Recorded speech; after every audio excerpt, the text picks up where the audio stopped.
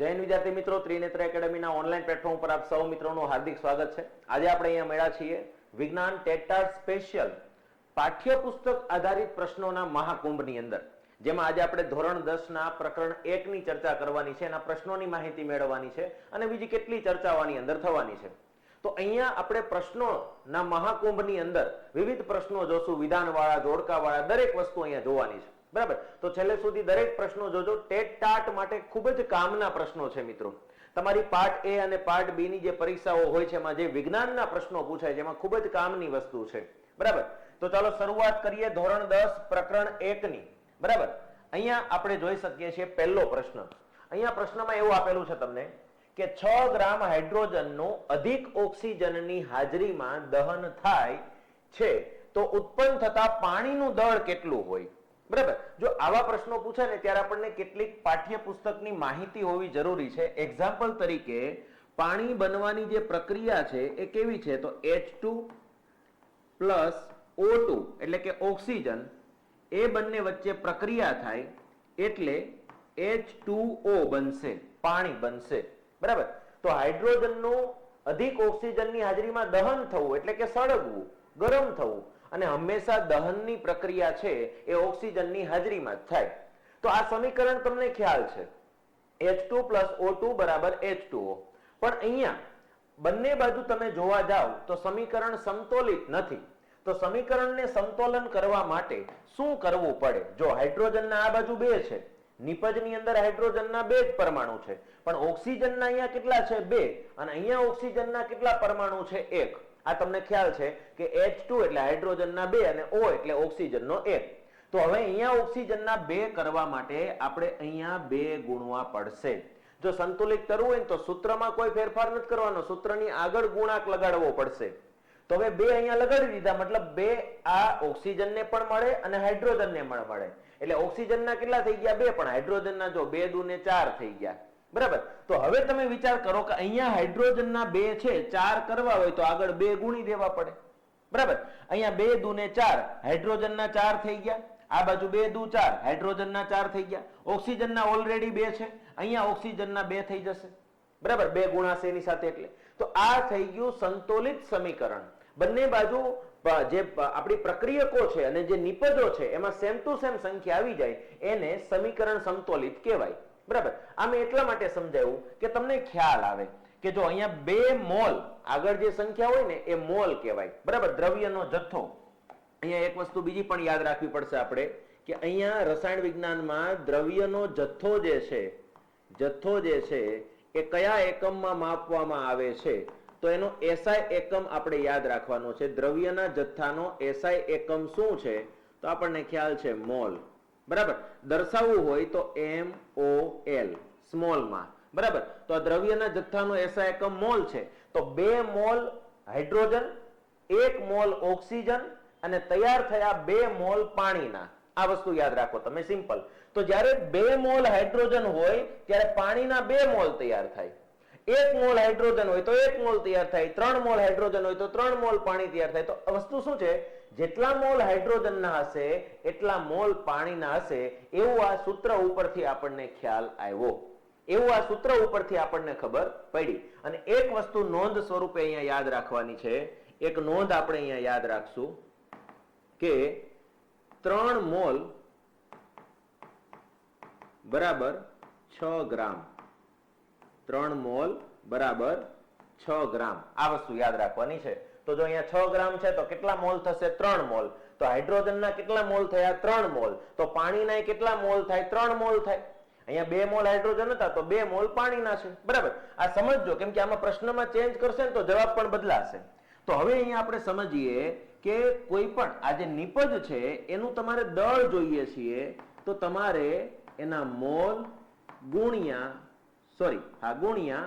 આણ્વીય દળ, એનું આણ્વીય દળ તમારે મેળવવું પડે. બરાબર, હવે તમે વિચાર કરો તો પાણીનું દળ જે છે, પાણીનું દળ તમારે જોઈએ છે. પ્રશ્ન પૂછ્યો છે કે તો ભાઈ પાણીનું દળ કેટલું થાય? તો પાણીના મોલ કેટલા થશે? તો 3 મોલ હાઇડ્રોજન છે, 6 ગ્રામ એટલે 3 મોલ. તો 3 મોલ હાઇડ્રોજન હોય તો 3 મોલ પાણી મળે. અને બીજું આણ્વીય દળ, પાણીનું આણ્વીય દળ, પાણીનું આણ્વીય દળ કેટલું છે તો 18 છે. કેટલું છે? 18. આ વસ્તુ યાદ રાખજો, બરાબર. H2O પાણીનું આણ્વીય દળ, આ બધા જ પ્રશ્નો પૂછાઈ શકે, બરાબર. પાણીનું આણ્વીય દળ કેટલું છે તો યાદ રાખવાનું છે 18, બરાબર. તો હવે જો 18 ગુણ્યા 3, 18 તેરીને 54, તો 54 ગ્રામ, બરાબર. તો અહીંયા આપણો જવાબ કેટલો થઈ ગયો? પાણીનું દળ કેટલું થશે? 54 ગ્રામ. તો અહીંયા આપણો રાઈટ આન્સર થઈ ગયો 54 ગ્રામ, બરાબર. આ આપણો સાચો જવાબ છે. તો આ રીતે ડિટેલમાં આપણે જોયું કે કઈ રીતે આ જવાબ આવ્યો. જેને નથી સમજાણું હોય રિવાઇઝ કરીને ફરીવાર જોઈ લેજો એટલે એના આઈડિયા આવી જશે, બરાબર. ટૂંકમાં સમજાવી દઉં. 3 મોલ એટલે 6 ગ્રામ, તો 6 ગ્રામ હાઇડ્રોજન છે. આપણને સૂત્ર ઉપરથી ખબર પડી, સમીકરણ ઉપરથી ખબર પડી કે જેટલા મોલ હાઇડ્રોજન હોય એટલા મોલ પાણી મળે. એટલે આપણે એમ વિચાર્યું કે ભાઈ પાણીના કેટલા મોલ છે તો 3 મોલ, કેમ કે 6 ગ્રામ હાઇડ્રોજન એટલે 3 મોલ હાઇડ્રોજન તો 3 મોલ પાણી. તો મોલ મળી ગયા. આણ્વીય દળ કેટલું છે પાણીનું? તો 18. 18 ગુણ્યા 3 એટલે 54, બરાબર. તો હવે માની લો કે અહીંયા 6 ગ્રામ છે, એ 6 ગ્રામમાં આંકડો ફેરવી નાખે તો અહીંયા 18 ની સાથેનો જે આંકડો છે એ ફરી જશે. અહીંયા 6 ના માની લો કે 12 કરી નાખે, 6 ના માની લો કે 12 કરી નાખે તો અહીંયા 3 ના 6 કરી નાખવા પડે, બરાબર. તો આવી રીતે અહીંયા આપણને પાણી કેટલું મળ્યું એ ખ્યાલ આવી. અહીંયા જવાબ આવશે 54 ગ્રામ, બરાબર. ચાલો આગળ વધીએ બીજા સવાલ તરફ. અહીંયા એક મસ્ત મજાનો સવાલ આપેલો છે. શું આપ્યું છે? નીચે પૈકી કઈ માહિતી સમતોલિત સમીકરણ, રાસાયણિક સમીકરણ દ્વારા મળતી નથી? આ પ્રશ્ન આપણને પરીક્ષામાં પૂછાઈ શકે. જેમ કે હમણાં આપણે જ્યારે સમીકરણ સમતોલિત કર્યું ત્યારે હકીકતમાં સમીકરણને આ રીતે લખવાનું હોય. સમીકરણને લખવું હોય ને તો આ રીતે લખી શકાય.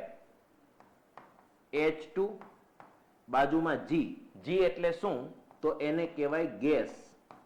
ગેસ એટલે વાયુ સ્વરૂપે હોય ત્યારે આ G લખવો પડે, બરાબર. પછી આવશે O2, ઓક્સિજન એ ગેસ સ્વરૂપે જ છે, બરાબર. ગેસનો G આવી ગયો, બરાબર. એ વાયુ સ્વરૂપમાં છે એટલા માટે. અને પછી સમીકરણ અહીંયા જ્યારે આપણે H2O મળે છે ત્યારે આપણને ખબર છે લિક્વિડ ફોર્મમાં હોય, બરાબર. હવે આ લિક્વિડ જે છે એનો મતલબ શું થશે? પ્રવાહી. તો પાણી જે બને છે એ પ્રવાહી સ્વરૂપમાં મળે. સમીકરણ આ રીતે લખવામાં આવે છે. સમતોલિત કરવા માટે આપણે એક વખત બગડો અહીંયા ગુણી દીધો હતો અને એક વખત બગડો અહીંયા ગુણી દીધો હતો. તો આ થઈ ગયું સમતોલિત સમીકરણ. એને શું કીધું કે સમતોલિત સમીકરણ આધારે મળતી નથી. કઈ માહિતી મળતી નથી, બરાબર. જેમ કે ચાલો અહીંયા પહેલું વિધાન છે પ્રક્રિયકો અને નિપજોની ભૌતિક અવસ્થા. જો તીરની આ બાજુ જેટલા છે એને પ્રક્રિયકો કહેવાય અને તીરની પેલી બાજુ જે છે એને નિપજ કહેવાય. મતલબ કોની કોની વચ્ચે પ્રક્રિયા થાય એ પ્રક્રિયકોને શું મળે એને નિપજ કહેવાય, બરાબર. તો પ્રક્રિયકો અને નિપજો છે એની ભૌતિક અવસ્થા. જો અહીંયા સમીકરણ લખું તમને બધાની ભૌતિક અવસ્થા ખબર પડી ગઈ કે ઘન સ્વરૂપે છે, પ્રવાહી સ્વરૂપે છે કે પછી વાયુ સ્વરૂપે છે. એટલે મતલબ પહેલું વિધાન જે છે એ તો ભાઈ મેળવી શકાય છે. આ તો મેળવી શકાય છે એટલે આ જવાબ નહીં આવે, બરાબર. પ્રક્રિયકો અને નિપજોની ભૌતિક અવસ્થા આપણને સમીકરણ ઉપરથી ખબર પડી ગઈ કેમ કે કૌંસમાં લખેલું છે GL, બરાબર. એવી બધા શબ્દો જે છે એ હું તમને નોંધ સ્વરૂપે અહીંયા લખાવી દઉં છું.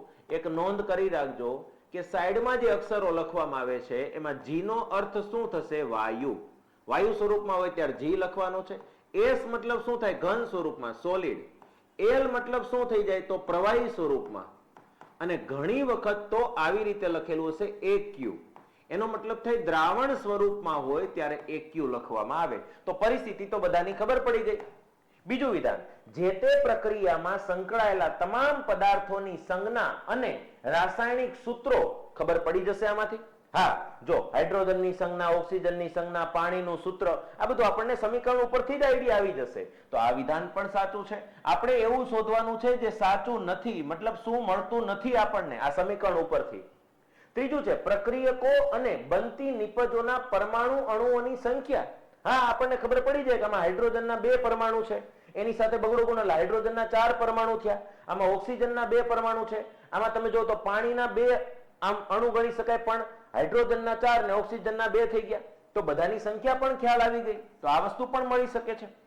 જે તે પ્રક્રિયામાં વાસ્તવિક રીતે શક્ય છે કે નહીં એ સમીકરણ ઉપરથી ખબર પડે નહીં.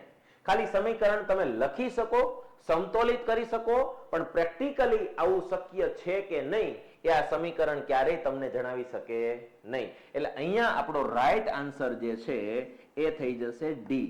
બરાબર, આ સાચો જવાબ છે આપણો. બરાબર, આ સાચો જવાબ છે આપણો. કારણ કે આપણને સમીકરણ ઉપરથી ક્યારેય ખબર ન પડે કે ભાઈ આ હકીકતની દુનિયામાં, પ્રેક્ટિકલ દુનિયામાં શક્ય છે કે નહીં. ચોપડામાં તો હવે સમીકરણ લખી નાખ્યા, પણ રિયલ લાઈફમાં તમે એવું કરવા જાવ તો થાય છે કે નથી થતું એ આપણને આઈડિયા આવશે નહીં. બરાબર, તો અહીંયા આપણને કીધું હતું કે સમતોલિત રાસાયણિક સમીકરણ દ્વારા મળતી નથી. કઈ માહિતી નથી મળતી? તો આ છેલ્લી માહિતી જે છે એ મળતી નથી. બરાબર, જેમ જેમ તમે આગળ વધતા જશો, લેક્ચર આગળ વધતો જશે, એમ તમને ધીરે ધીરે બધું નોલેજ મળતું રહેશે. અત્યારે બેઝિક વસ્તુ ખાલી સમજવાની ટ્રાય કરો. બરાબર, જે નવું જાણવા મળે છે તો નોટબુક ની અંદર નોટ કરી લો, એટલે તમને આ આગળ જતા પણ કામ લાગશે. ચાલો આગળ વધીએ.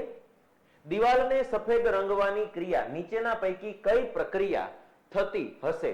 દિવાલને આપણે જ્યારે સફેદ રંગ લગાવીએ છીએ, મતલબ દિવાલ ધોઈએ છીએ, સફેદ કલરનો રંગ લગાવીએ છીએ, ત્યારે એમાં કઈ પ્રક્રિયા થતી હોય, કઈ રાસાયણિક પ્રક્રિયા થતી હોય? આવો પ્રશ્ન પરીક્ષામાં પૂછાઈ જાય તો યાદ રાખવાનું છે મિત્રો. આપણે જ્યારે દિવાલ ઉપર સફેદ કલર લગાવીએ ને ત્યારે શું કરીએ છીએ કે ચૂનાને પાણીમાં પલાળીએ છીએ અને પછી હલાવીએ છીએ. એકદમ ગરમ ગરમ બુડબુડિયા બોલવા માંડશે, ડોલની અંદર ગરમ થઈ જશે, એટલે હાથમાં ઓલા મોજા પહેરવા પડશે, નકર આપણને હાથમાં ફરફોલા પડી જાય. તો એ જે પાણી વાળો તમે જે ચૂનો વાપરો ને એને આપણે ચૂનાનું નીતર્યું પાણી કહીશું. શું કહીશું? ચૂનાનું નીતર્યું પાણી. ચૂનાનું નીતર્યું પાણી. બરાબર, અને એનું સૂત્ર યાદ રાખવાનું છે CaOH ટ્વાઇસ. મતલબ આને તમે કેલ્શિયમ હાઇડ્રોક્સાઇડ બોલી શકો. શું બોલી શકો?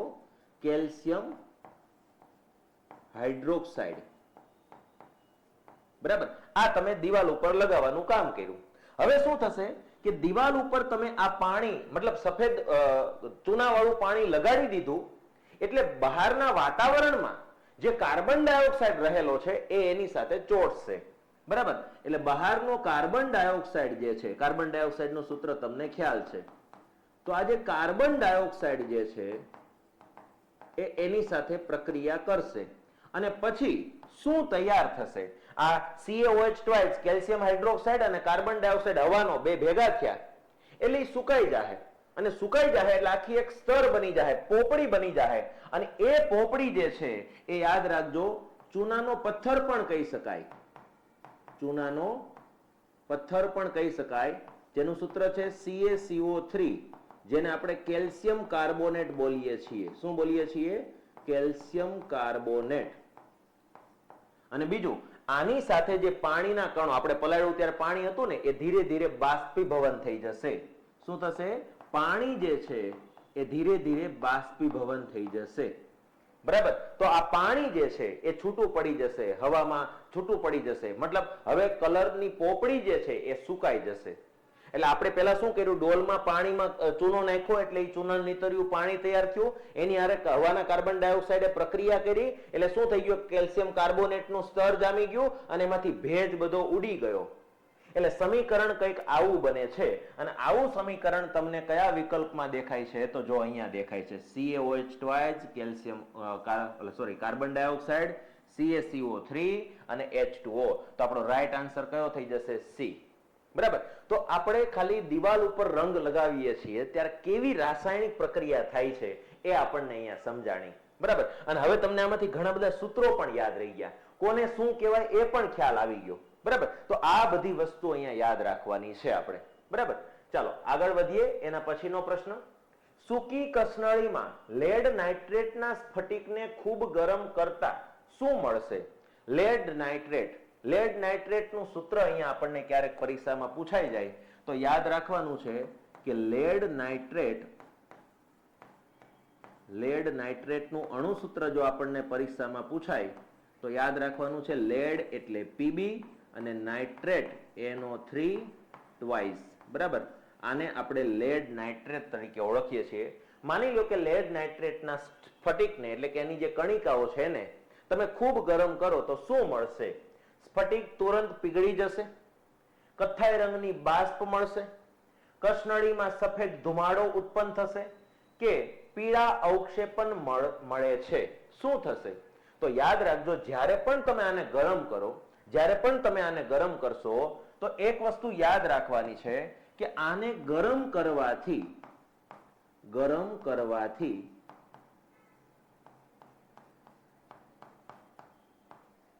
NO3 વાયુ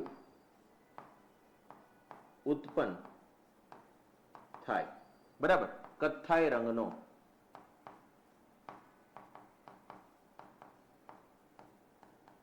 NO3 અથવા તો યાદ રાખવાનું છે NO2 નાઇટ્રોજન ડાયોક્સાઇડ અથવા નાઇટ્રોજન ટ્રાયોક્સાઇડ.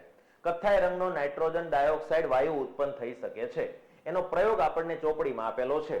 એક્ઝામ્પલ તરીકે તમે બર્નર વડે ગરમ કરીને લેડ નાઇટ્રેટને આ કસનળીમાં પીગાળો તો અહીંયાથી જો નાઇટ્રોજન ડાયોક્સાઇડ વાયુ ઉત્પન્ન થયો.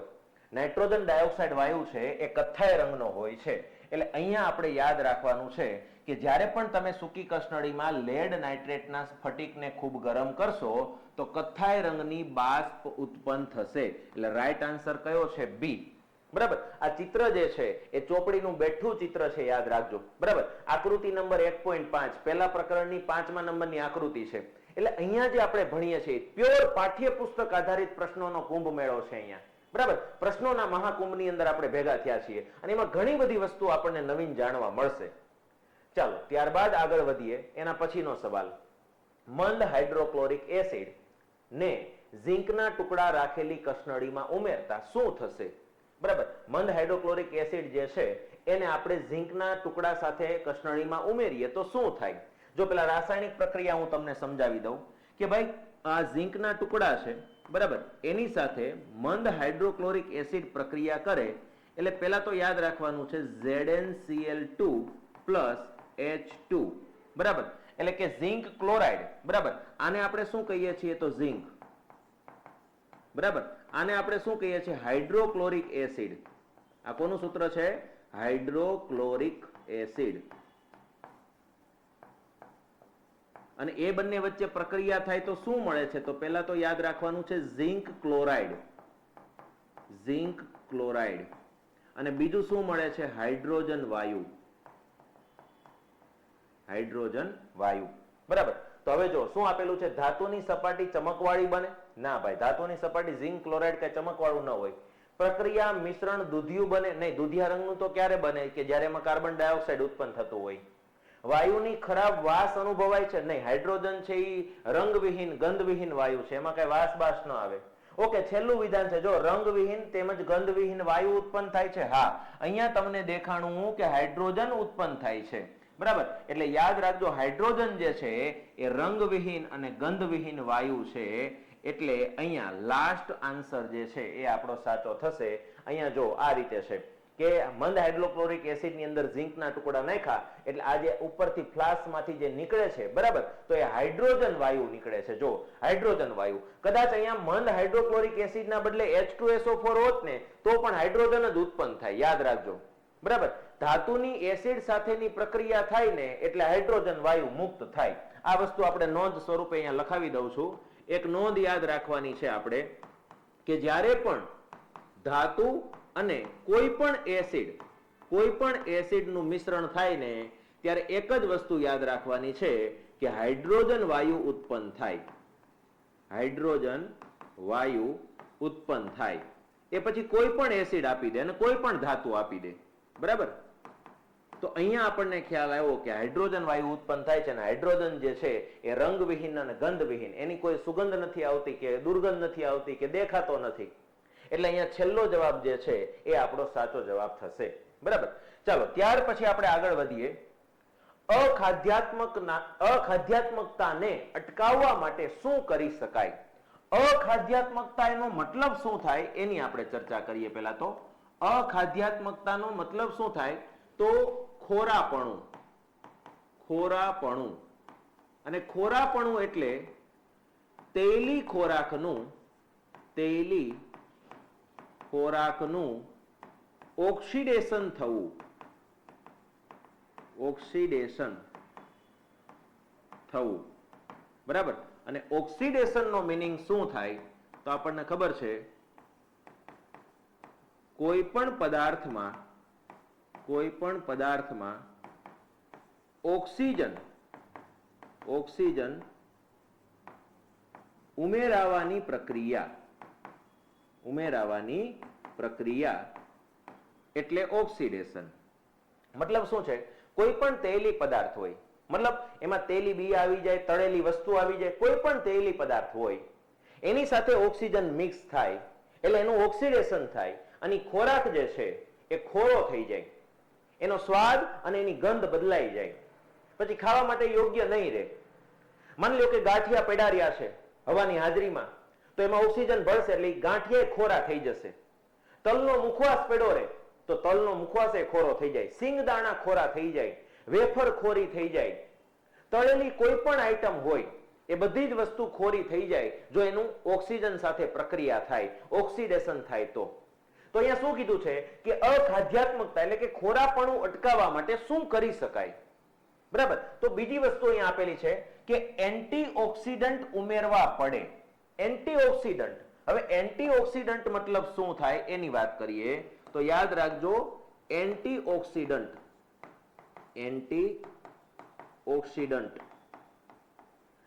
એન્ટીઓક્સિડન્ટનો મતલબ થાય ઓક્સિડેશન અટકાવે તેવા પદાર્થો, ઓક્સિડેશન અટકાવતા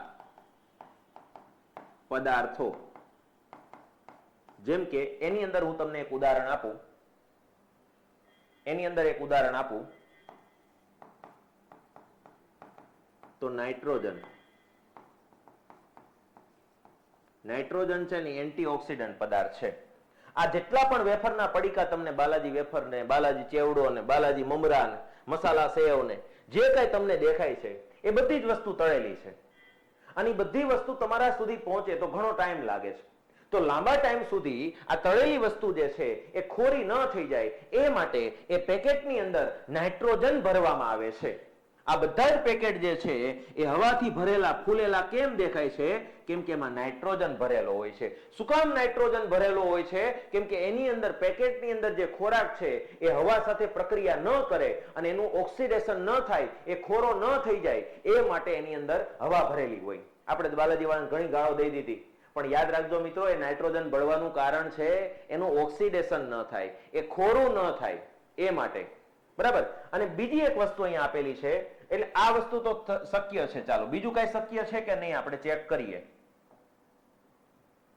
ચાલો આ શક્ય છે. ખોરાકને ફ્રીજમાં રાખવો પડે. હા ભાઈ, ખોરાક બગડી ન જાય. અખાદ્યાત્મકતાનો બીજો મતલબ એવો પણ થાય કે ખાઈ ન શકાય એવો ખોરાક. બરાબર. અખાદ્યાત્મકતાનો એક મતલબ એવો પણ કાઢી શકાય કે ખાઈ ન શકાય તેવો ખોરાક. એટલે માની લો કે ફ્રૂટ પડ્યા રહેશે એમને બહાર તો એ બગડી જશે, અખાદ્યાત્મક ખોરાક બની જશે. તો એના માટે આપણે એને ફ્રીજમાં રાખીએ છીએ. ઘણી વખત તો આખા ગોડાઉનને કોલ્ડ સ્ટોરેજ બનાવી દીધા હોય કે આ માની લો કે ભવિષ્યમાં આ વસ્તુ નહીં મળે ત્યારે આ કોલ્ડ સ્ટોરેજમાંથી કાઢીને તમને આપવામાં આવશે, લાંબા ગાળા સુધી એ વસ્તુ મળે. તો આ વસ્તુ પણ સાચી છે કે ભાઈ ખોરાકને અખાદ્યાત્મકતાથી અટકાવવા માટે ફ્રીજમાં રાખવો પડે અને પછી ખોરાકને પ્રકાશની અસરથી પણ બચાવવો પડે છે. તો આ વાત પણ સાચી છે.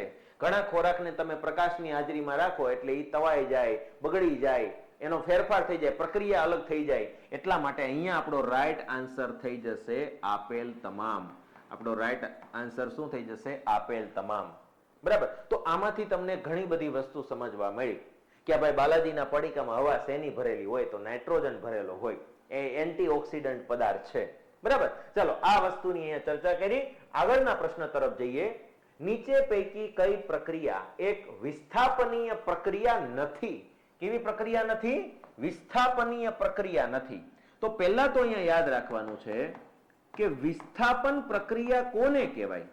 વિસ્થાપન કોને કહેવાય?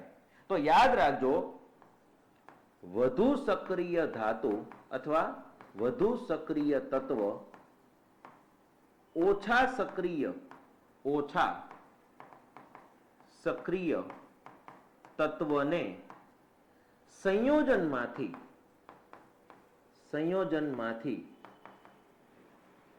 છૂટું પાડે તેવી પ્રક્રિયાને વિસ્થાપન પ્રક્રિયા કહેવાય. હવે આ તમને સમજાવવા લખેલું છે, કદાચ ન સમજાય તો એક એક્ઝામ્પલ સાથે સમજાવું. માની લો કે તમે બે મિત્રો છો, સ્કૂલમાં રોજ હારે ભણવા જાઓ છો, હારે લેસન કરો છો, હારે રમો છો, બે મિત્રો છો, તમારું એક સંયોજન મતલબ એક ટોળકી છે તમારી, બરાબર. હવે તમે બંને મિત્રો છો, તમને બહુ સારું પડે છે, પણ એક દિવસ સ્કૂલની અંદર કોઈ નવું વ્યક્તિ આવે છે. એ નવું વ્યક્તિ જે છે એ તમારા કરતા વધારે સારું લાગે છે આ તમારા મિત્રને. તો હવે એ જે છે એ પેલાને એનો નવો મિત્ર જે છે એની સાથે રહેવાનું શરૂ કરી દે છે, તમારી સાથે રહેતો નથી. તો તમારું વિસ્થાપન થઈ ગયું કહેવાય, બરાબર. અહીંયા શું થયું કે વધુ સક્રિય તત્વએ, નવો જે આવ્યો એ વધુ સક્રિય તત્વએ ઓછા સક્રિય તત્વને સંયોજનમાંથી છૂટો પાડી નાખ્યો, બરાબર. એટલે આ બે ભેગા છે, કોઈક નવું આવે એ આના કરતા વધારે સક્રિય હોય તો આમાંથી છૂટું પડીને આમાં વહી જાય, તો આ એકલો પડી જાય. તો એકલો પડી ગયો એનું વિસ્થાપન થઈ ગયું કહેવાય. પણ યાદ રાખજો, એ જે સામેવાળો જે બીજો મિત્ર આવ્યો છે મારા કરતા સારો ન હોય તો આ વ્યક્તિ મને છોડીને જશે નહીં, તો એ મારું વિસ્થાપન કરી શકશે નહીં. એટલે વધારે સક્રિય હોવો જોઈએ તો સંયોજનમાંથી છૂટું પડે. અને એના માટે આપણને ખ્યાલ હોવો જોઈએ કે તત્વોમાં સૌથી સક્રિય તત્વ કયું છે. આવો પ્રશ્ન પરીક્ષામાં પૂછાય તો સક્રિયતા શ્રેણી હું તમને અહીં આપી દઉં છું, બરાબર. અહીંયા યાદ રાખવાનું છે કે આ તત્વ જે છે પોટેશિયમ, બરાબર, પોટેશિયમ સૌથી સક્રિય તત્વ છે, સૌથી સક્રિય. અને આ સોનું જે છે, સોનું સૌથી ઓછું સક્રિય તત્વ છે, બરાબર. આને યાદ રાખવા માટે અહીંયા ટ્રીક આપેલી છે, બરાબર. કાશીનાથ કા માલી આલू जरा फीके पकाता है, कौन है आगे आओ. મતલબ સૌથી વધારે કાશીનાથ નો કે એટલે પોટેશિયમ, કે એટલે પોટેશિયમ, નાથ એટલે Na તો સોડિયમ, કા એટલે Ca કેલ્શિયમ, માલી માં એટલે Mg તો મેગ્નેશિયમ, આલુ એટલે Al તો એલ્યુમિનિયમ, જરા એટલે Zn ઝિંક, ફીકે, ફીકે મતલબ Fe ફીકે, Fe આયન, પકાતા મતલબ Pb એટલે લેડ, હે એટલે હાઇડ્રોજન, અને કોન એટલે Cu કોન, Cu એટલે કોપર, હે એટલે મર્ક્યુરી, Hg એટલે મર્ક્યુરી, અને આગે મતલબ Ag બોલે તો સિલ્વર, અને છેલ્લે આવશે આવો એટલે Au એટલે ગોલ્ડ એટલે સોનું. દુનિયાનું સૌથી સક્રિય તત્વ પૂછાય તો યાદ રાખવાનું છે પોટેશિયમ, અને સૌથી ઓછું સક્રિય તત્વ પૂછાય તો યાદ રાખવાનું છે સોનું. આમાંથી બધાની સંજ્ઞા પણ યાદ રાખજો, સંજ્ઞા પણ પરીક્ષાની અંદર પૂછાઈ શકે, બરાબર. તો અહીંયા તમે જોઈ શકો છો કે વધારે સક્રિય કોણ છે? ઉપરવાળા. જેમ જેમ નીચે જશો એમ સક્રિયતા ઘટતી જાય છે, બરાબર. તો હવે અહીંયા આપણે સમીકરણમાં જોવા જઈએ. હવે આપણે અહીંયા સમીકરણમાં જો, અહીંયા તમે જોઈ શકો છો કોપર છે અને હાઇડ્રોજન છે. તો આ જે ઓક્સિજન છે ને એ ઓક્સિજન જો ઉડીને ક્યાં આવતો રહ્યો? અહીંયા હાઇડ્રોજન સાથે, એટલે શું બની ગયું? જો H2O, અને કોપર એકલું પડી ગયું. કોપર કેવું થઈ ગયું? એકલું પડી ગયું. જો કારણ કે અહીંયા તમે જોઈ શકો છો કોપર જે છે Cu એ ક્યાં છે? અહીંયા. એની ઉપર કોણ આવે? હાઇડ્રોજન. તો હાઇડ્રોજન વધારે સક્રિય છે, હાઇડ્રોજન વધારે સક્રિય છે એટલે ઓક્સિજન ઉડીને ક્યાં જતું રહ્યું? હાઇડ્રોજન પાસે. એટલે કોપર બિચારું છૂટું પડી ગયું, એનું વિસ્થાપન થઈ ગયું. તો આ પ્રક્રિયા શક્ય છે. બીજું જો કોણ છે? Zn અને Cu મતલબ ઝિંક અને કોપર. હવે તમે જો આ SO4 છે ને એ ક્યાં આવી? એવું અહીંયા આવતું રહ્યું. જો SO4 જો Zn સાથે આવી ગયું, ZnSO4, અને Cu બિચારું પાછું એકલું પડી ગયું, વિસ્થાપન થઈ ગયું એનું. તો જોઈ લો તમે કે ઝિંક જે છે એ ઝિંક અહીંયા છે અને કોપર જો અહીંયા છે. તો ઝિંક છે એ કોપર કરતા વધારે સક્રિય છે, એટલા માટે SO4 ને છૂટું પાડીને સલ્ફેટને છૂટું પાડીને એની સાથે લઈ લીધું અને કોપરનું થઈ ગયું વિસ્થાપન. એટલે આ પ્રક્રિયા પણ શક્ય છે. ત્યારબાદ અહીંયા જો N અને O અને H છે આપણા માટે, પણ અહીંયા O ઉડીને આવ્યું પણ O ત્યાં પણ રહ્યું છે. જો હાઇડ્રોજન અહીંયાથી ઉડીને આમ ગયું, તો આને વિસ્થાપન ન કહેવાય, આમ થઈ ગયું એમ નહીં. આ તો પ્રોપર અહીંયાથી છૂટું પડીને અહીંયા ચોટી ગયું, એને વિસ્થાપન પ્રક્રિયા કહેવાય. તો આમાં ક્યાંય વિસ્થાપન થયું હોય એવું દેખાતું નથી, બરાબર. આમાં જો પાછું થયું Zn અને Cl. જો આ Cl છે ને એ ક્યાં આવતું રહ્યું? અહીંયા આવતું રહ્યું. જો એટલે ZnCl થઈ ગયું, અને H જે છે હાઇડ્રોજન જે છે એ અલગ રહી ગયું, વિસ્થાપન થઈ ગયું એનું. કારણ કે જો Zn અને H હાઇડ્રોજન કરતા ઝિંક છે વધારે સક્રિય છે, એટલે હાઇડ્રોજનને એકલું કરીને ક્લોરીન એની સાથે લઈ લીધું. બરાબર. તો વાત અહીંયા શું થાય છે કે એકમાંથી છૂટું પડીને બીજા સાથે સંયોજન બનાવી લે અને એકને અલગ કરી નાખે, વિસ્થાપન કરી નાખે, આવી પ્રક્રિયાને વિસ્થાપન પ્રક્રિયા કહેવાય. આમાં તમને કઈ મેળ જ નથી લાગતો. જો ઓક્સિજન અહીંયાથી અહીંયા ગયું હોય તો પાછું N ની સાથે ઓક્સિજન તો રહ્યું, પણ અહીંયા પાછો હાઇડ્રોજન અહીંયાથી છૂટો પડીને અહીંયા આવતો રહ્યો. બરાબર. આ HO સાથે આવી ગયું તો અહીંયા તો બંને વસ્તુ થઈ. એટલે આ જે પ્રક્રિયા જે છે એને આપણે દ્વિવિસ્થાપન પ્રક્રિયા બોલી શકીએ. આને કેવી પ્રક્રિયા બોલી શકીએ? દ્વિવિસ્થાપન પ્રક્રિયા બોલી શકીએ. બરાબર. આ વસ્તુ અહીંયા યાદ રાખજો, એને દ્વિવિસ્થાપન કહેવાય. આમાંથી છૂટું પડીને આમાં જાય ને આમાંથી છૂટું પડીને આમાં જાય. મતલબ આ બે મિત્રો છે, આ બે મિત્રો છે, ઓલાનો મિત્ર આની હારે વહી ગયો, નાનો મિત્ર ઓલા હારે વહી ગયો, તો એને કહેવાય દ્વિવિસ્થાપન. ખાલી આમાંથી આમાં જાય તો એને કહેવાય વિસ્થાપન.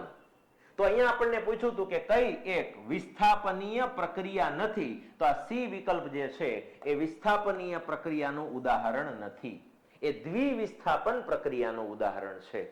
બરાબર. તો હવે તમને મગજમાં ક્લિયર થયું હશે કે વિસ્થાપન એટલે શું, અને આ સક્રિયતા શ્રેણી ખાસ યાદ રાખવાની છે. વધુ સક્રિય તત્વ હોય ને એ ઓછા સક્રિય તત્વને વિસ્થાપિત કરી નાખે, એને અલગ કરી નાખે, એની હારે જે હોય ને એને આપણી હારે ખેંચી લે. બરાબર. તો આ વસ્તુ ધ્યાનમાં રાખજો. જીવનમાં પણ આ બહુ કામનું લાગે છે. તમારા મગજની અંદર તમે ઉદાહરણો બનાવી નાખ્યા હશે વિસ્થાપનના. બરાબર. તમને મૂકીને કોઈક બીજા હારે વહી ગયું કોઈ તત્વ અને તમારું વિસ્થાપન થઈ ગયું. બરાબર. ચાલો હવે અહીંયા યાદ રાખજો. પ્રશ્ન આપેલો છે મસ્ત મજાનો. આવો પ્રેક્ટિકલી સવાલ પણ પૂછાય આપણને પરીક્ષાની અંદર. શું આપેલું છે જો, એક તત્વ X નામનું કોઈ તત્વ છે, એ ખુલ્લી ભેજવાળી હવામાં રાખતા લાલ કથ્થાઈ રંગમાં બદલાઈ જાય છે. કોઈ એવું તત્વ છે જેને હવામાં ખુલ્લું રાખો, ભેજવાળી હવામાં ખુલ્લું રાખો તો એ લાલ કથ્થાઈ રંગનું થઈ જાય છે. અને નવું જે સંયોજન બને છે એ Y સંયોજન બને છે. તો આમાં X અને Y કોણ હશે? હવે તમને પહેલી વસ્તુ તો ખબર પડી ગઈ હશે કે ભાઈ કઈ ધાતુને હવામાં, ભેજવાળી હવામાં ખુલ્લી રાખવામાં આવે તો એ લાલ કથ્થાઈ રંગની થઈ જાય. હું તમને એક્ઝામ્પલ બતાવું. અહીંયા તમને દેખાય છે, જો આ ધાતુ જે છે એ હવામાં રાખતા આવી લાલ કથ્થાઈ રંગની થઈ ગઈ. તો આપણને ખબર છે કે આ ધાતુ જે છે એ તમને ખબર પડી કે કઈ ધાતુ છે? લોખંડ. બરાબર. જેને આપણે આયન પણ બોલીએ છીએ. અને એની સંજ્ઞા શું છે? તો Fe. બરાબર. એટલે આ જે ધાતુની, જે તત્વની વાત થતી હતી એ તત્વ આપણા માટે કોણ થઈ ગયું? X. બરાબર. તો અહીંયા X નામની જે તત્વ છે એ કોણ છે? Fe. હવે તમે ચેક કરો ક્યાં ક્યાં તમને X માં Fe દેખાય છે. જો અહીંયા X માં Fe છે, અહીંયા Fe નથી, અહીંયા Fe નથી, અહીંયા Fe નથી. તો આપણો રાઈટ આન્સર શું થઈ જશે? A. આપણો રાઈટ આન્સર શું થઈ જશે? A. હવે તમને એમ થાય સાહેબ ઓલું બીજો પ્રશ્ન પૂછ્યો એ તો જો, પણ તમને પહેલા પ્રશ્ન ઉપરથી જ આઈડિયા આવી ગયો કે લોખંડને કાટ લાગે ત્યારે લાલ કથ્થાઈ રંગનું થઈ જાય છે. તો X એટલે લોખંડ, લોખંડની સંજ્ઞા Fe છે, તો Fe એક જ જગ્યાએ છે.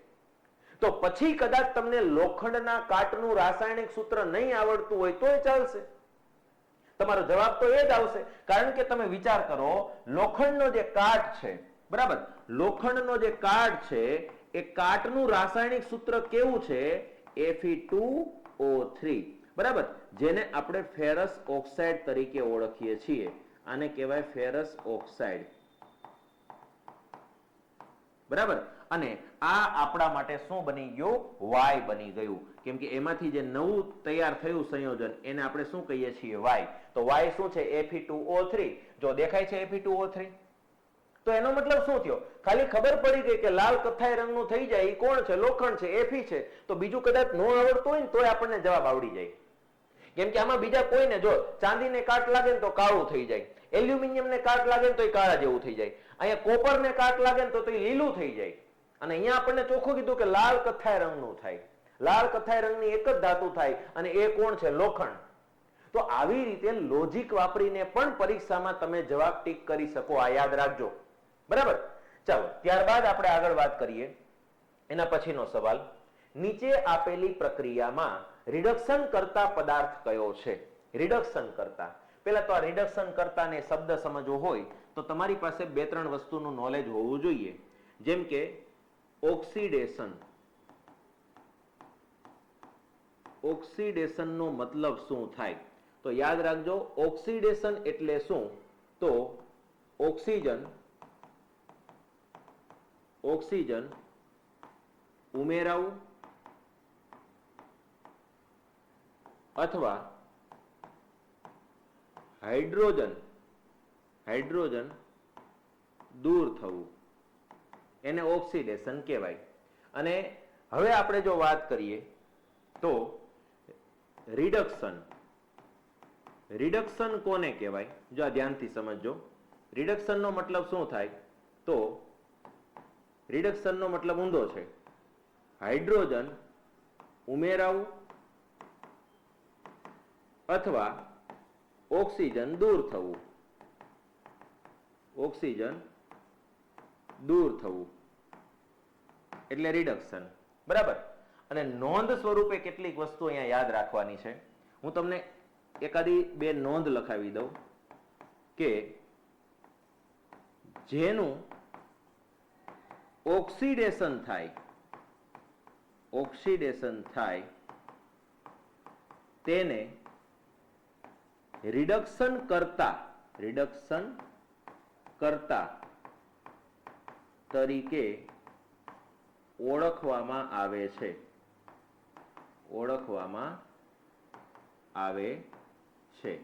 અને આનાથી ઉલટું, જેનું રિડક્શન થાય તેને ઓક્સિડેશન કરતા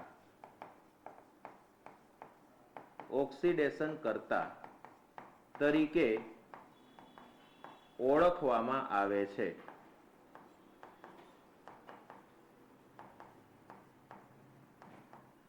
હવે તમને કમ્પ્લીટલી સમજાઈ ગયું હશે કે જેનું ઓક્સિડેશન થાય એને રિડક્શન કરતા કહેવાય, જેનું રિડક્શન થાય એને ઓક્સિડેશન કરતા કહેવાય.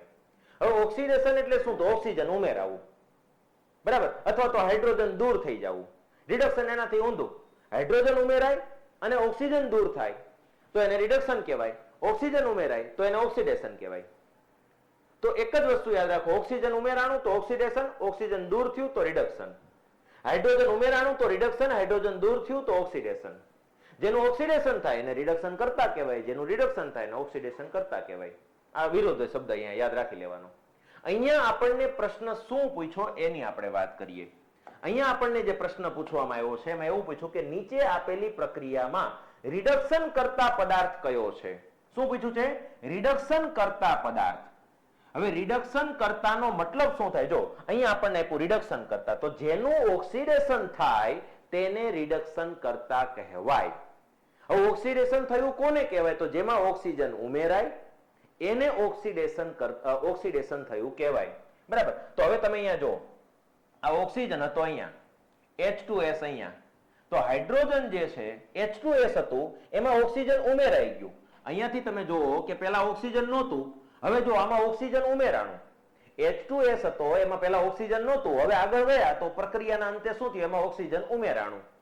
તો ઓક્સિજન ઉમેરાણું એટલે અહીંયા આ જે પદાર્થ છે એનું શું થયું કહેવાય? ઓક્સિડેશન થયું કહેવાય. અને જેનું ઓક્સિડેશન થાય એને આપણે રિડક્શન કરતા તરીકે ઓળખીએ છીએ. તો અહીંયા રિડક્શન કરતા કોણ થઈ ગયો? H2S. એટલે આપણો રાઈટ આન્સર કયો થશે? બી. ખ્યાલ આવો કે નહીં? હજી એક વખત ચેક કરી લેજો શું થયું એ. અહીંયા પેલા ઓક્સિજન નહોતો, ઓક્સિજન ઉમેરાણો, ઓક્સિજન ઉમેરાવું એટલે ઓક્સિડેશન. પછી શું છે? જો જેનું ઓક્સિડેશન થાય એને રિડક્શન કરતા કહેવાય. તો આપણને પૂછો રિડક્શન કરતા, આનું ઓક્સિડેશન થયું એટલે એને રિડક્શન કરતા તરીકે ઓળખવામાં આવે છે. તો અહીંયા આપણને આટલી વસ્તુ ખ્યાલ આવી ગઈ અને આમાંથી આપણને ઘણું બધું જાણવા મળ્યું. આની સાથે સાથે એક બીજી વસ્તુ પણ જણાવી દઉં. આની સાથે સાથે એક વસ્તુ એ પણ યાદ રાખવાની છે કે જે પ્રક્રિયામાં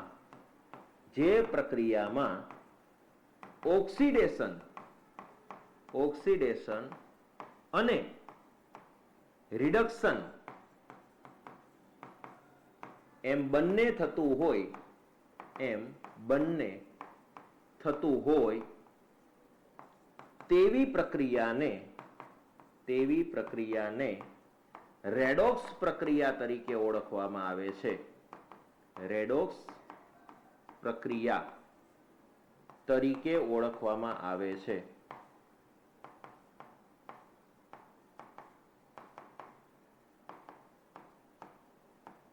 બરાબર.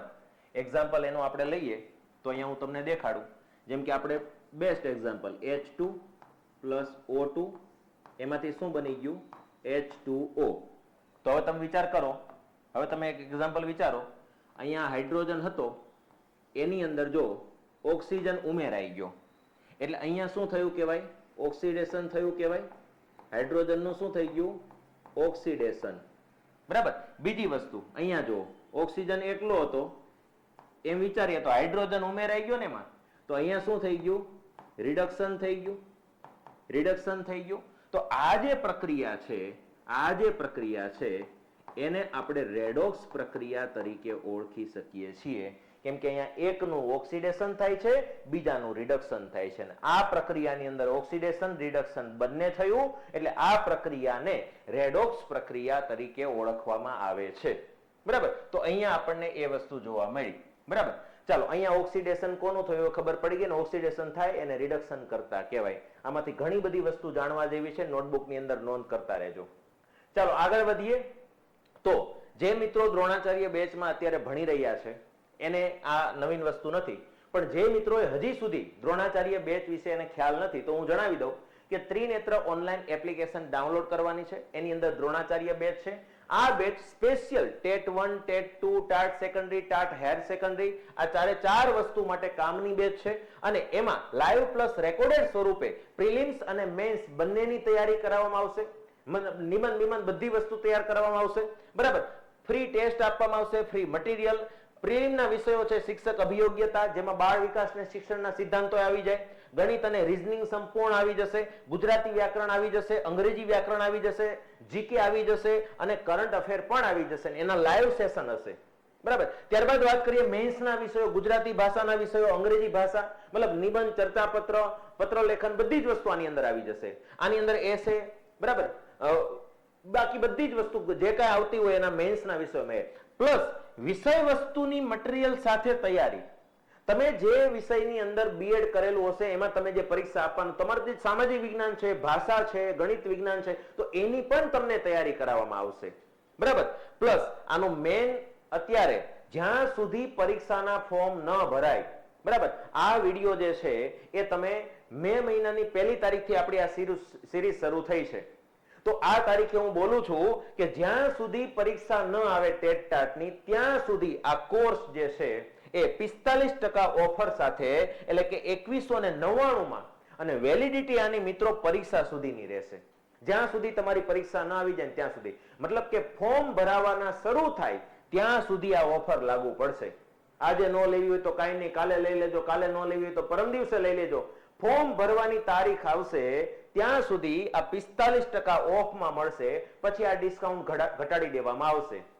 એટલે અત્યારથી જે બાળક તૈયારી કરવા માંગે છે, જે મિત્ર, શિક્ષક મિત્ર તૈયારી કરવા માંગે છે, એવા મિત્રોને 2199માં પરીક્ષા સુધીનું એક્સેસ, જ્યાં સુધી પરીક્ષા ના આવે ત્યાં સુધી, 6 મહિના, 1 વર્ષ એમ નહીં, પરીક્ષા સુધીનું એક્સેસ મળશે અને સંપૂર્ણ તૈયારી કરવામાં આવશે. વધારે કઈ માહિતી જોઈતી હોય તો આ નંબર ઉપર કોન્ટેક્ટ કરીને તમે માહિતી મેળવી શકશો. અને એપ્લિકેશન ડાઉનલોડ કરવા માટેની લિંક જે છે એ ડિસ્ક્રિપ્શનની અંદર આપેલી છે. જે મિત્રો દ્રોણાચાર્યમાં ભણી રહ્યા છે એના માટે તો આ કઈ અલગ વસ્તુ નથી. બરાબર. એ તો અત્યારે આ વિડીયો જોઈ રહ્યા છે. ચાલો, તો અહીંયા આગળના પ્રશ્ન તરફ જઈએ. CO2 અને H2 બંને વાયુઓ હવા કરતા ભારે છે? ના ભાઈ, હવા કરતા ભારે હોત તો હવે નીચે બેસી જાત. રંગવિહીન છે? હા ભાઈ, કાર્બન ડાયોક્સાઇડ અને હાઇડ્રોજન બંને રંગવિહીન વાયુ છે. તો અહીંયા આન્સર શું થશે? બી. બરાબર. એસિડિક સ્વભાવ ધરાવે છે? ના. પાણીમાં દ્રાવ્ય હોય છે? ના. કારણ કે બંને વાયુ પાણીમાં દ્રાવ્ય નથી. હાઇડ્રોજન તો પાણીમાં દ્રાવ્ય છે, ચાલો, પણ કાર્બન ડાયોક્સાઇડ દ્રાવ્ય નથી. સોડા હોય ને, સોડા, એમાં કાર્બન ડાયોક્સાઇડ આવે, પણ એ પાણીમાં દ્રાવ્ય નથી. બુડબુડિયા પાછા નીકળી જાય. સોડાને ખુલ્લી મૂકી દો, ગેસ અલગ થઈ જાય. ગેસ એટલે કાર્બન ડાયોક્સાઇડ. બરાબર. તો એનો મતલબ શું થયો કે અહીંયા સાચું વિધાન શું થાય? બંને માટે સાચું વિધાન શું છે? બંને રંગવિહીન છે. બરાબર. તો સાચો જવાબ છે બી.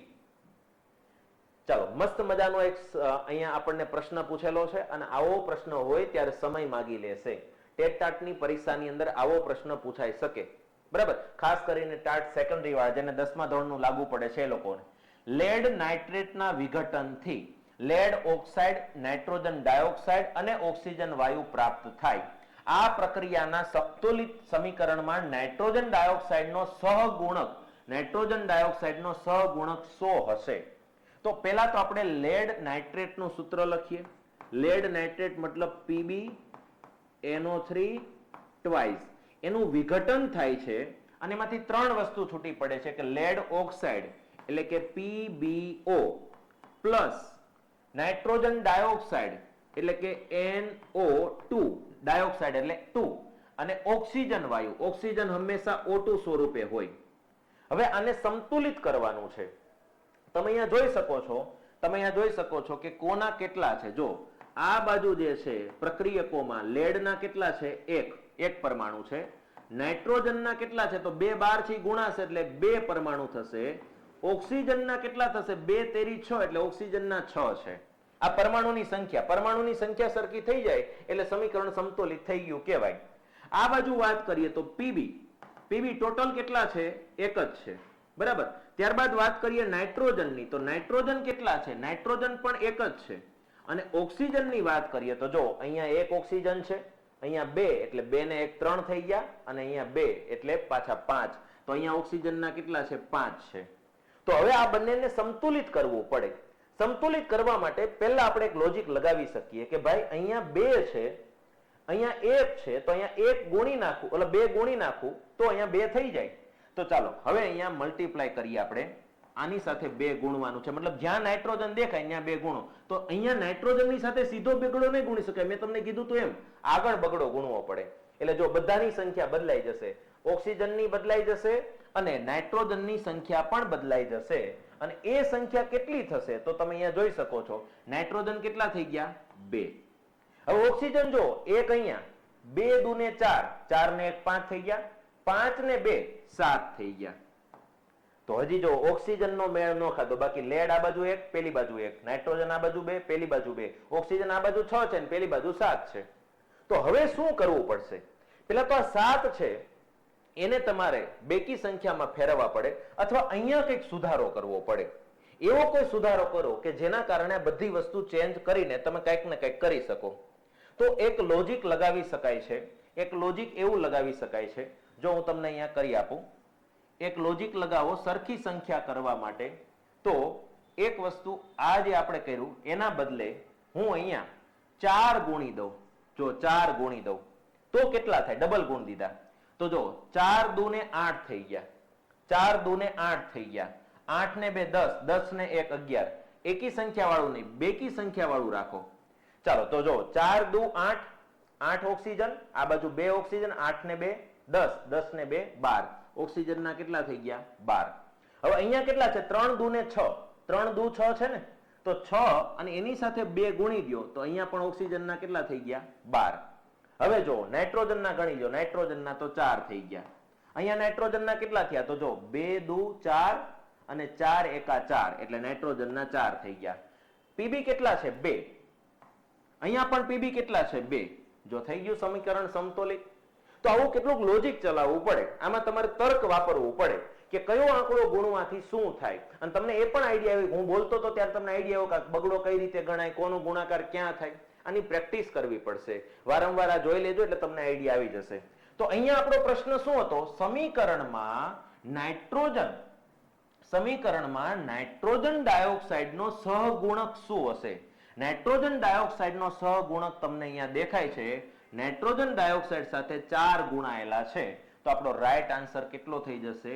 4. કેટલો થઈ જશે? 4. બરાબર. તો આવો પ્રશ્ન પૂછાઈ ગયો હોય તો સમીકરણ સંતુલિત કરવામાં વાર લાગી જાય. બરાબર. તો આ વસ્તુ અહીંયા ધ્યાનમાં રાખવાની છે. ચાલો, લેવલ બહુ ઊંચું લેવું હોય ને તો એ લોકો પરીક્ષામાં આવો પ્રશ્ન પૂછી શકે. અહીંયા આપણને આપેલું છે કે સિલ્વર ક્લોરાઇડને ઘેરા રંગની બોટલમાં સંઘરવામાં આવે છે, કારણ કે સિલ્વર ક્લોરાઇડ છે ને આવી બોટલની અંદર કાળા કલરની બોટલમાં એને સંઘરવામાં આવે છે. શું કામ? કારણ કે પ્રકાશ જે છે, સૂર્યપ્રકાશ છે, એના કિરણ જો સિલ્વર નાઇટ્રેટ મળે તો એનું રિએક્શન બદલાઈ જાય છે. એટલે સૂર્યપ્રકાશની જે હાજરી છે એનાથી એને રક્ષણ આપવા માટે, બચાવવા માટે એને ઘેરા રંગની બોટલમાં ભરવામાં આવે છે. તો રાઈટ આન્સર અહીંયા શું થઈ જશે? સી. H2 વાયુની O2 વાયુ સાથેની પ્રક્રિયાથી પાણી ઉત્પન્ન થાય છે. આ પ્રક્રિયા નીચેના પૈકી શેનું ઉદાહરણ છે? બરાબર. તો આપણે હમણાં જ અહીંયા વાત કરી હતી કે H2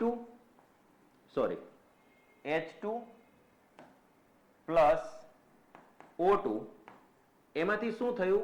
H2O. તો અહીંયા મેં તમને વાત કરી કે અહીંયા હાઇડ્રોજનમાં ઓક્સિજન ઉમેરાણું એટલે ઓક્સિડેશન થયું. અહીંયા ઓક્સિડેશન થયું કહેવાય આનું. અહીંયા ઊંધું થયું, ઓક્સિજન હતું એમાં હાઇડ્રોજન ઉમેરાયું તો આને રિડક્શન થયું કહેવાય. રિડક્શન થયું કહેવાય. અને આ બંને વસ્તુ થઈ એટલે આને રેડોક્સ પ્રક્રિયા કહેવાય. રેડોક્સ પ્રક્રિયા કહેવાય. અને સાથે સાથે આ જે પ્રક્રિયા છે એમાં બે વસ્તુ ભેગી થઈને એક વસ્તુ બની એટલે એને સંયોગીકરણ પ્રક્રિયા કહેવાય. સંયોગીકરણની પ્રક્રિયા પણ કહેવાય. અને એક નોંધ સ્વરૂપે એક વસ્તુ યાદ રાખવી પડશે. એક નોંધ હું અહીંયા લખાવી દઉં છું કે સંયોગીકરણ પ્રક્રિયા હંમેશા ઉષ્મા ક્ષેપક હોય છે. જ્યારે પણ બે વસ્તુ ભેગી થઈને એક બને ત્યારે હંમેશા ઉષ્મા ઉત્પન્ન થાય છે. ઉષ્મા ક્ષેપકનો મતલબ શું થાય? તો યાદ રાખજો, ઉષ્મા છૂટી પડવી. બરાબર. અને બીજી એક વસ્તુ અહીંયા યાદ રાખવાની છે. બીજી એક નોંધ અહીંયા હું લખાવી દઉં છું કે જ્યારે છૂટું પડવાની પ્રક્રિયા હોય એટલે કે વિઘટન પ્રક્રિયા છે તો વિઘટન પ્રક્રિયા હંમેશા ઉષ્મા શોષક હોય છે. બરાબર. અને આ ઉષ્મા શોષકનો મતલબ શું થાય? તો હવે તમને એનો ખ્યાલ આવી ગયો હશે કે ઉષ્મા શોષક એટલે ઉષ્મા શોષાવી. બરાબર. ઉષ્મા શોષાઈ જાય એને ઉષ્મા શોષક પ્રક્રિયા કહેવાય. ઉષ્મા છૂટી પડે એને ઉષ્મા ક્ષેપક કહેવાય. તો હવે તમે અહીંયા જોઈ શકો કે પાણી બનવાની જે પ્રક્રિયા છે એ સંયોગીકરણની પ્રક્રિયા છે. હા ભાઈ, સંયોગીકરણની પ્રક્રિયા છે. રેડોક્સ પ્રક્રિયા છે. હા ભાઈ, રેડોક્સ પ્રક્રિયા છે. ઉષ્માક્ષેપક છે. હા, કેમ કે સંયોગીકરણ હોય એટલે ઉષ્માક્ષેપક હોય. તો આપેલ બધી જ પ્રક્રિયા કહી શકાય. તો અહીંયા રાઈટ આન્સર કયો થઈ જશે? આ. એટલે આવા પ્રશ્નમાં ઉતાવળ કરવાની નથી. અને બીજું કે આ પ્રશ્નના આધારે તમને બીજી કેટલીક માહિતી પણ જાણવા મળી તો આની નોંધ કરી રાખજો. બરાબર. ચાલો આગળ વધીએ. નીચે આપેલ પ્રક્રિયા માટે સાચું વિધાન પસંદ કરો. આ જે પ્રક્રિયા છે એમાં શું થાય છે? જો આ કોપર ઓક્સાઇડ હતું એમાંથી ઓક્સિજન દૂર થઈ ગયું. ઓક્સિજન દૂર થવું એટલે શું થવું કહેવાય? રિડક્શન. આનું રિડક્શન થયું. કોપર ઓક્સાઇડનું રિડક્શન થયું. કોપર ઓક્સાઇડનું રિડક્શન થાય તો એને ઓક્સિડેશન કરતા કહેવાય. હા, કોપર ઓક્સાઇડ એ ઓક્સિડેશન કરતા છે. તો આ આપણો રાઈટ આન્સર થશે. ચાલો બાકીનું ચેક કરીએ. H2, જો પેલા H2 આમનામ હતું એમાં પછી શું થયું? ઓક્સિજન ઉમેરાણું એટલે એને ઓક્સિડેશન કહેવાય. આ ઓક્સિડેશન થયું. તો અહીંયા શું લખ્યું? H2 નું ઓક્સિડેશન થાય છે. હા ભાઈ, આ વિધાન સાચું છે. H2 નું ઓક્સિડેશન થાય છે. વિસ્થાપન પ્રક્રિયા છે. હા, વિસ્થાપન પ્રક્રિયા છે. જો કોપરમાંથી ઓક્સિજન છૂટું પડીને હાઇડ્રોજન સાથે વહી ગયું એટલે કોપર એકલું રહી ગયું. કોપરનું વિસ્થાપન થઈ ગયું. બરાબર. એટલે વિસ્થાપન પ્રક્રિયા પણ છે. તો અહીંયા પણ જવાબ શું છે? આપેલ તમામ જવાબ આવશે. બરાબર. ચાલો ત્યારબાદ અહીંયા ફરી પાછું એલ્યુમિનિયમ. આ ક્રોમિયમ છે. Chromium oxide. એલ્યુમિનિયમ ઓક્સાઇડ બની ગયું, ક્રોમિયમ છૂટું પડી ગયું. તો જો ક્રોમિયમ માંથી ઓક્સિજન છૂટું પડીને એલ્યુમિનિયમ સાથે આવી ગયું. બરાબર. તો અહીંયા તમે જોઈ શકો છો કે પેલા ઓક્સિજન નહોતું, પછી એમાં ઓક્સિજન આવી ગયું તો એને ઓક્સિડેશન કહેવાય. બરાબર. અને બીજી વસ્તુ, આમાં ઓક્સિજન હતું, આમાંથી ઓક્સિજન દૂર થઈ ગયું. ઓક્સિજન દૂર થાય એને શું કહેવાય? રિડક્શન કહેવાય. હાઇડ્રોજન ઉમેરાય અથવા તો ઓક્સિજન દૂર થાય એને રિડક્શન કહેવાય. ચાલો, જો આ પ્રક્રિયામાં ઓક્સિડેશન થયું, હા. રિડક્શન થયું, હા. બે થતું હોય તો એને રેડોક્સ પ્રક્રિયા કહેવાય ને. જે પ્રક્રિયામાં ઓક્સિડેશન ને રિડક્શન બંને થાય છે એને રેડોક્સ પ્રક્રિયા પણ કહેવાય છે. તો અહીંયા આપણો રાઈટ આન્સર શું થઈ જશે? 1, 2 અને 3. બરાબર. ચાલો હવે તમને ઓક્સિડેશન રિડક્શન કમ્પ્લીટ સમજાઈ ગયું હશે. બરાબર. રેડોક્સ પ્રક્રિયા માટે શું સાચું છે? રિડક્શન કરતા પદાર્થ પોતે ઓક્સિડેશન પામે છે. હા ભાઈ, આ બરાબર છે. રિડક્શન કરતા પદાર્થ પોતે રિડક્શન પામે છે. ના ભાઈ, આ ખોટું છે. રિડક્શન પ્રક્રિયા હંમેશા કેથોડ ધ્રુવ પર થાય છે. હા, આ સાચું છે. આ હું હમણાં સમજાવું. ઓક્સિડેશન કરતા પદાર્થ પોતે ઓક્સિડેશન નહીં, ઓક્સિડેશન કરતા પદાર્થ હોય ને એનું હકીકતમાં રિડક્શન થતું હોય, એટલે આ વિધાન ખોટું છે. તો આપણો રાઈટ આન્સર થશે 1 અને 3. તો અહીંયા જવાબ આવશે 1 અને 3. હવે હું તમને કહી દઉં એક બીજી વસ્તુ અહીંયા યાદ રાખવાની છે. બરાબર, આટલું યાદ રાખજો. અહીંયા શું કીધું? રિડક્શન જે છે ને, રિડક્શન પ્રક્રિયા હંમેશા યાદ રાખવાનું છે કેથોડ ધ્રુવ પર થશે. કેથોડ ધ્રુવ પર થશે ને કેથોડ ધ્રુવનો મતલબ શું થાય? તો યાદ રાખજો, ઋણ ધ્રુવ. ઋણ ધ્રુવ પર થાય છે આ પ્રક્રિયા. બરાબર. અને બીજી એક વસ્તુ અહીંયા યાદ રાખવાની છે, ઓક્સિડેશન પ્રક્રિયા જે છે,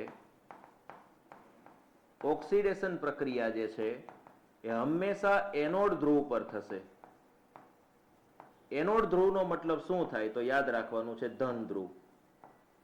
એટલે બેટરી હોય એમાં પ્લસ માઇનસ પોઝિટિવ નેગેટિવ હોય ત્યારે યાદ રાખવાનું છે કે ઓક્સિડેશન એનોડ ધ્રુવ પર થાય અને રિડક્શન જે છે એ કેથોડ ધ્રુવ પર થાય છે. બરાબર. તો અહીંયા આપણો 2 અને 3 જે વિધાન છે એ સાચું થઈ જશે. નીચે પૈકી કઈ પ્રક્રિયાઓ ઉષ્માક્ષેપક છે? ઉષ્માક્ષેપક મતલબ ઉષ્મા ઉત્પન્ન થતી હોય. પાણીનું બાષ્પીભવન. પાણીનું બાષ્પીભવન જ્યારે થશે ત્યારે ઉષ્મા ઉત્પન્ન થાય છે. હા ભાઈ, પાણીનું બાષ્પીભવન થાય ત્યારે ઉષ્મા એની સાથે સાથે ઉત્પન્ન થાય. બરાબર. પણ તમને ખબર છે પાણીનું બાષ્પીભવન ક્યારે થાય? જ્યારે પાણી છૂટું પડે ત્યારે. તો છૂટું પડવાની પ્રક્રિયા એટલે વિઘટન પ્રક્રિયા, અને વિઘટન પ્રક્રિયા હંમેશા કેવી? ઉષ્મા શોષક. એટલે પાણીને આપણે ગરમ કર્યું, એ પાણીએ ઉષ્મા શોષી લીધી એટલે પાણી છૂટું પડ્યું, તો એને ઉષ્મા શોષક કહેવાય, ઉષ્માક્ષેપક નહીં કહેવાય. એટલે આ નહીં આવે. H2SO4 નું મંદન. જ્યારે H2SO4 માં તમે પાણી ઉમેરીને એને મંદ પાડો ત્યારે એકદમ ગરમ થઈ જાય, ઘણીવાર તો બીકર ફાટી જાય, એટલે આને ઉષ્માક્ષેપક કહી શકાય. પાણીની કળી ચૂના સાથેની પ્રક્રિયા યાદ કરેલું, દિવાલને સફેદ રંગ કરવાનો, તો પાણીની ડોલ ભરેલી હતી ને એમાં તમે ચૂનો નાખી નલાવ્યો તો બુડબુડિયા બોલવા માંડ્યા, આખી ડોલ ગરમ થઈ ગઈ, મોજા પહેરવા પડ્યા, ઉષ્માક્ષેપક પ્રક્રિયા. સ્ફટિકમય કપૂરનું ઉદ્ધવપાતન. ના ભાઈ, એમાં કાંઈ ન થાય. એમાં તો કપૂર જે છે એ ગરમ થાય અને પછી છૂટું પડશે, એટલે વિઘટન પ્રક્રિયા. એ ઉષ્મા શોષક કહેવાય, ઉષ્માક્ષેપક નહીં કહેવાય. તો 2 અને 3 અહીંયા સાચો જવાબ છે. 2 અને 3 ક્યાં દેખાય છે? ડી માં. તો રાઈટ આન્સર કયો થઈ જશે? ડી. ચાલો, નીચે આપેલ પૈકી પ્રક્રિયા માટેના વિધાનો પૈકી ખોટા છે. કયા વિધાન ખોટા છે એ પૂછ્યું છે અહીંયા. બરાબર. જો અહીંયા જોઈ લો તમે, લેડ રિડક્શન પામે છે. લેડ ક્યાં છે? તો લેડ અહીંયા છે. બરાબર. પેલા તો યાદ રાખજો કે નિપજ જે છે ને એનું રિડક્શન કે ઓક્સિડેશન કહેવાય જ નહીં. હકીકતમાં આ જે પ્રક્રિયકો જે હોય ને એના વિશે જ તમે બોલી શકો કે એનું રિડક્શન થયું કે ઓક્સિડેશન થયું. નિપજની કઈ વાત જ ન ચાલે. એટલે પેલું વિધાન તો આમે નહીં ચાલે. કાર્બન ડાયોક્સાઇડ ઓક્સિડેશન પામે છે. કાર્બન ડાયોક્સાઇડ તો આ બાજુ છે, આ વિધાન નહીં હાલે. કાર્બન ઓક્સિડેશન પામે છે. હા, આમાં ચેક કરીએ. કાર્બન જે છે એમાં તમે જોઈ શકો છો ઓક્સિજન ઉમેરાણું. ઓક્સિજન ઉમેરાય તો ઓક્સિડેશન કહેવાય. તો આ વિધાન સાચું છે. લેડ ઓક્સાઇડ, લેડ ઓક્સાઇડ એટલે PbO રિડક્શન પામે છે. જો પેલા ઓક્સિજન હતું પછી ઓક્સિજન દૂર થઈ ગયું, ઓક્સિજન દૂર થાય એને શું કહેવાય? રિડક્શન કહેવાય. તો આ વિધાન સાચું છે. તો C અને D, C અને D વિધાન જે છે એ સાચા છે. A અને B વિધાન છે એ ખોટા છે. અને આપણને ખોટા વિધાન તો પસંદ કરવાના કીધા હતા, એટલે ઉતાવળમાં પાછું C ને D ગોતવા નહીં બેહતા, નકર એમ થાય C ને D તો ક્યાંય આપ્યું નથી, ખોટા વિધાન ગોતવાના કીધા હતા. A અને B જે છે એ ખોટું વિધાન છે, એટલે રાઈટ આન્સર થશે A અને B. આ વસ્તુ યાદ રાખજો કે પ્રક્રિયકોમાં જ તમે એવું બોલી શકો કે એનું ઓક્સિડેશન થયું કે એનું રિડક્શન થયું. નિપજમાં ક્યારેય ન બોલી શકો કે એનું ઓક્સિડેશન થયું કે રિડક્શન થયું. બરાબર. ચાલો, ફરીવાર અહીંયા એક પ્રક્રિયા છે, Fe2O3Al Al2O3 Fe. બરાબર. તો ઉપરની દર્શાવેલી પ્રક્રિયા શેનું ઉદાહરણ છે? તો અહીંયા જોઈ શકો છો ઓક્સિજન છૂટું પડીને અહીંયા આવી ગયું. ઓક્સિજન છૂટું પડીને અહીંયા આવી ગયું તો એ અહીંયા શું થયું કહેવાય? વિસ્થાપન થયું કહેવાય. અને તમને ખ્યાલ છે કે લોખંડ જે છે એ એલ્યુમિનિયમ કરતા વધારે સક્રિય છે, તો એ છૂટું પડીને આવી ગયું તો એને કહેવાય વિસ્થાપન પ્રક્રિયા. બરાબર. તો અહીંયા આપણો સાચો જવાબ શું થશે? છૂટું પડવાની પ્રક્રિયા છે તો એને વિસ્થાપન પ્રક્રિયા કહેવાય. હવે તમને આઈડિયા આવ્યો કે ધીરે ધીરે તમે જેમ જેમ કરતા જાઓ છો, જેમ જેમ શીખતા જાઓ છો, એમ એમ તમને આઈડિયા આવતો જાય છે કે વિસ્થાપન, દ્વિવિસ્થાપન, સંયોગીકરણ પ્રક્રિયા શું છે. બરાબર. તો વિકલ્પોના આધારે જ આપણે આખું ચેપ્ટર ભણી લીધું. 10મા ધોરણનું પહેલું આખું ચેપ્ટર અહીંયા ભણાઈ ગયું. બરાબર. આયનના ભૂકામાં મંદ હાઇડ્રોક્લોરિક એસિડ ઉમેરવાથી શું થાય છે? સાચો ઉત્તર આપો. જો આ કસનળી છે, એમાં લોખંડનો ભૂકો છે, એને હાઇડ્રોક્લોરિક એસિડમાં નાખો તો શું થશે? તો યાદ રાખજો, આમાંથી બુડબુડિયા નીકળશે. બુડબુડિયા શેના નીકળશે? હાઇડ્રોજનના. તો પહેલા તો હાઇડ્રોજન વાયુ જે છે એ ઉત્પન્ન થાય છે. બાકી ક્યાં હાઇડ્રોજન વાયુ ઉત્પન્ન નથી થતો. તો હાઇડ્રોજન વાયુ અને આયન ક્લોરાઇડ ઉત્પન્ન થાય છે. આપણો રાઈટ આન્સર શું થઈ જશે? એ. બરાબર. ચાલો ત્યાર પછી આપણે આગળ વધીએ. તો અહીંયા જોડકું જોડવાનું છે. મતલબ એ નામ આપેલું છે વિભાગ 1 માં અને એનું અણુસૂત્ર આપેલું છે. જોડકું જોડવાનું છે.